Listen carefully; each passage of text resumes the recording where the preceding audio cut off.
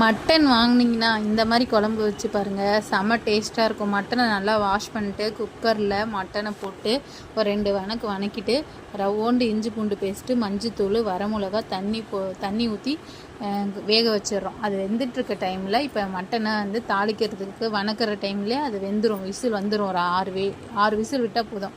First எண்ணெய் ஊற்றிக்கிறோம். பெருஞ்சீரகம், பட்டை, லவங்கம் போட்டு சின்ன வெங்காயம் நிறையா போடணும். சின்ன வெங்காயம் போட்டு நல்லா வணக்கிக்கணும். எண்ணெய் பிரிகிற அளவுக்கு வணக்கணும். அது வணங்கின பிறகு தக்காளியை வந்து அரிஞ்சு போடுறதோட மிக்சியில் அரைச்சி போட்டோன்னா கொஞ்சம் குழம்பு வந்து கெட்டியாக வரும்.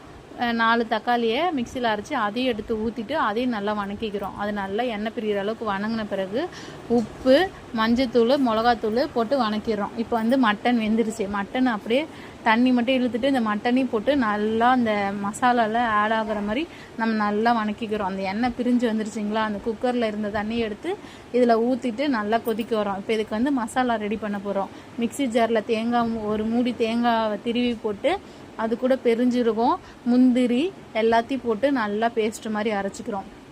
இப்போ அந்த குழம்புல அந்த மட்டனோட எல்லா காரமும் இறங்கி குழம்பு வந்து ரெடி ஆயிடுச்சு. மேலே எண்ணெய் பிதுங்கி வந்துடுச்சு.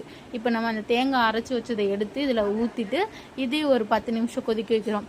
குழம்பு வந்து எல்லாம் குழம்பு ரெடியான பிறகு கருவேப்பிலை போட்டு அடுப்பு ஆஃப் பண்ண வேண்டியதான். அப்படியே சூடாக 2 கரண்டி சோறு இந்த மட்டன் குழம்பு போட்டு சாப்பிட்டிங்கன்னா அவ்வளோ டேஸ்ட்டாக இருக்கும். அப்படியே பூ போல் வெந்திருக்கும். அடிக்கடி உங்கள் வீட்டில் மட்டன் இந்த குழம்பு செஞ்சு தர சொல்லி கேட்பாங்க. சாப்பிடாதவங்க கூட சாப்பிடுவாங்க. லவ்வாக செஞ்சால் டேஸ்ட்டாக தான் இருக்கும். தேங்க்ஸ் ஃபார் வாட்சிங்.